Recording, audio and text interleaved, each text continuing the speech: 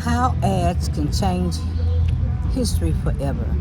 And I knew it, we had saw it somewhere, we had read it kind of far back, but we had it was the Daisy ad. And this ad, it changed everything about the political landscape. And it was in regards to Barry Goldwater. And people thought that Barry Goldwater was a genocidal maniac. He had the ad with this little girl walking around with this Daisy singing this song, and then they boom blew up this big old had a big mushroom crowd behind, and that did it. So we're gonna see how that ad relates to President Biden with the one debate. So what do you got to say, Vondell? What I have to say about that is that one debate, it was just a bad night for Joe Biden, changed the whole trajectory, just like the 1964 ad. And the strange thing about that, the news pressed Biden on his cognitive, his mental acuity, but they never pressed the predecessor on his. And Biden had, and Biden been to the doctor many times. Biden is surrounded by the best doctors. But yet and still, they constantly what? They constantly ridicule Biden for his mental decline. There were two doctors that were on Fox News. Fox or Lie News. And we wanted to call them out because Dr. Brett Osborne and Dr. Mark Siegel. Osborne is supposed to be a neurosurgeon. He said in 2020, he could see how Biden's mental decline had taken effect. But yet and still, he wasn't Biden's doctor, and he never examined Biden. And then you had Mark Siegel. He was a clinical professor of NYU Langone Medical Center, Fox News contributor. Lie News contributor. So these people decided to take it up on themselves, to go up on the news and say, since 2020, we've watched Biden decline. But that's the same thing that happened with Barry Goldwater, ain't it? It is the same thing. That was what the Goldwater rule was designed to prevent people, unethical doctors like this, like Dr. Brett Osborne or Dr. Mark Siegel. That was what it was designed for. It was medical ethics. It was unethical for a public figure who had not been examined, in contrast to being examined. So there it was. Biden had been examined, had a bad night, and they blew it up. They just blew it up and it drove him out of the race. It is disgusting. The disrespect of senior citizens. And what really, really ticked me off was the devalue of the truth, one, and the devalue of senior citizens, one, of wisdom, one. It said the APA adopted the Barry Goldwater rule in 1973. Magazine publishes a survey in which thousands of psychiatrists offered their opinion of Senator Goldwater's mental acuity, and Goldwater was running for president. So they were trying to take him out. Many of these opinions were unprofessional and politically biased. So there were concerns about diagnosing public figures from a distance. And a lot of that has taken shape today. Yet Biden has always revealed his neurological assessment.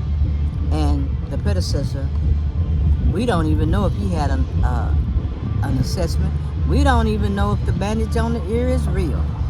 But I'll carry on because I wanted to call out Dr. Brett Olson and Dr. Mark Siegel about President Biden's mental acuity. And Congress has never came to the forefront and challenged the predecessor's mental acuity, not asking him to step. The Republicans that control Congress never. Let me be more specific. The Republicans in Congress and the House and the Senate never challenged the predecessor's behavior. Well, how that turned out with Goldwater lost the presidency. This rule was to maintain integrity, and many books have been talked about the predecessor's mental acuity. They're being studied as we speak now, but nobody has asked him to what? Step out of the race. So that's where we were really kind of troubled. So in Congress, the House, nobody has challenged him to say you're not fit to run the race. Nobody on the Republican side of the House of Representatives or the United States Senate on the Republican side, as long as they get some power. So Biden, he was the greatest person. It's on so many levels, because he could have came out and talked about the Goldwater rule, but he didn't. He just said, instead of power over the people, I am the people now. I am one of the people, and I will give up this power so that we can move forward. And he loves this country so much. For 52 years, he loved this country so much. He was beloved by Senate staffers everywhere. 52 years. That's hard to give it up. That is hard. You took it away from him. That's what you did. What the media did, what the Democrats, panicking Democrats did, you took that legacy away from him. You don't understand what you just did. So we do a lot of harm. Doctors, the media, the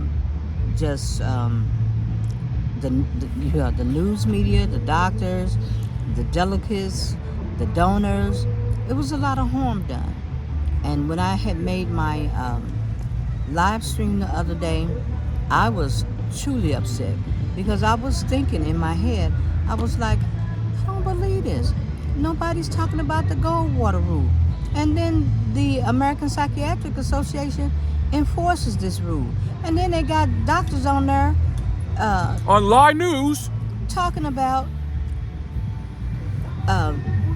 President Biden, but when you didn't even evaluate him, and you're supposed to be a neurosurgeon. They had a neurosurgeon on there, and they all were there for Fox News. But there have been other people along the way constantly saying about President Biden's mental acuity. And I'm thinking, no, you're just trying to blow him up, how they did the Daisy ad campaign. Here it is. The Daisy. Because we don't like to come out here without information. And that's another thing. We're not coming out here. We don't know. We're not talking about it. If we haven't lived it, we're not talking about it. And if we don't read about it, we're not talking about it. We're not talking about it. And that's what we saw happen with the media. But what also I want to stress here, that the media on one side of the spectrum did not give all the information that the media on the other end of the spectrum, the corporate media, the YouTube spectrum, gave a lot of information. There was a lot of people jumping out there, and I think it's kind of almost like a battle between who has the best media coverage, because it's not CNN anymore. No, CNN is not CNN, and it's definitely not Fox Noise. I give credit to MSNBC, because for years I've watched, and maybe I'm biased, I've watched MSNBC for many years, and they're more like a learning channel. Now, they've probably held back on some things because they've had, what's their producer name? I'm never good with names. You mean Peter Griffin of NBC? Peter Griffin of NBC. MSNBC. And he's been there. And maybe they could say things, and I don't know if Peter had said, okay, we can't bring that out or whatever. But the other side of the spectrum, from Adam Mocker to the Cohen, the young man Cohen, Michael Cohen's podcast. There was so many. There was so Midas Touch. There was so many podcasts coming out there giving so much information, and we wasn't getting it from the other side. It was just like Or the corporate media. we're not gonna mention that. We're just gonna beat him down, beat a dead turkey back to life. We're gonna beat a bad turkey back to life, because of ratings. You know, just So we can make some money. So we can be like John Van Damme. Let's make that money. So if we're gonna talk about something, let's talk about this Barry Goldwater rule. Let's talk about that mushroom cloud that blew up with the little girl behind it, and what kind of world we want to live in. And let's talk about the facts, giving out the facts, because I don't think that happened with President Biden. They don't care to give out the facts. They don't care. So we're gonna come back and we're gonna dig up some more information. We're gonna keep looking, because this kind of changed our minds about a lot of outlets, media outlets. And you could have aired your draws behind closed doors. But instead you just successfully gave the predecessor even more of a weapon and causing more chaos. He's a chaos candidate. He is the chaos president. So he is a chaos person. So we're gonna go and look for some more information. We want you all to be putting those ads together that can blow up Pinky in the brain over there. The brain is Elon Musk. And on that note, we will be back, because we're looking for all types of information to see why this happened. You know, we just, we're not trying to rain on. I can tell why it happened. Because we don't value wisdom. We don't value old people. We think that we know everything over the older person. That's why. Well, we think we can get over folks and fool people. That's why. Well, James Carville mentioned something today about these getting out in front of the ads, and it's going to be a fight. Well, if somebody can create an ad that can change the political landscape, and the landscape have changed. Because I was looking at Kamala's ads, and they're changing the landscape, and she don't have to mention his name either, because people know when those ads come up, if they say Project 2025, they ain't never got to mention his name. The Heritage Foundation. They don't have to mention, because so much has happened. They can just bring up the signature. They can just, it's a lot. Jesus Christ. But so much material that you don't even have to mention the name. So much information. So there you go. So there's even no excuse. So we're Bidenites, and we appreciate everything. We appreciate what Joe Biden has done for this nation. We appreciate his wisdom, the honor and integrity, and we appreciate the fact that character matters. Okay? With Joe Biden being pushed out that race, that just really tells me that character does not matter. Character does not matter in our leadership. And it's going to spread down to the lowest person afterwards. That sets a bad example, not just for the citizens, but for our children and grandchildren. Well, we hope not. But we're going to go and look for some more information, and we will be back. And we just wanted to call out those doctors on Fox News, because you weren't Biden's doctors. You're neurosurgeons. You're putting out information that you shouldn't been putting out, because we're still waiting for assessments for the predecessor. Nobody has called for those assessments, and so it's kind of hypocritical that you all would do that. And it basically says it's worse than hypocritical. It's violating professional ethics with it as well. But now we see whose side. Now we see whose side they on. On the predecessor's side, on the money side. I just want to get my fame and get my buck side. That's what it is. So, on that note, we just wanted to tell you that we were over there and we was looking at the ad. If you can read that, and we're gonna keep looking, because we couldn't understand why one debate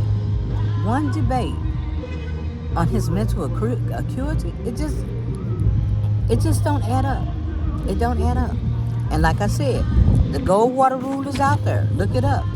And also, look at the back history of the American Psychiatric Association. They even said that being gay was a mental disorder. They even said that slavery, that being free from the desire to have freedom from slavery was a mental disorder. Yeah, the APA. Well, Johnny Depp learned about the APA when he had his trial with Amber Heard and that psychiatrist. So they got some racist history too. Yeah. On top of that, when the psychiatrist changed some of the information around to favor Amber Heard, we've been seeing a lot of stuff that wasn't on the straight up and up. But anyway, on that note, we got to go and do some more research. We will be looking. We need those killer ads out there, blow up the landscape like LBJ did. And what we need is killer truthful ads. Well, like I said, you never have to mention his name because we have so much information out there. But on that note, we're going to go and we're going to do some more research and we'll be back. So we're out.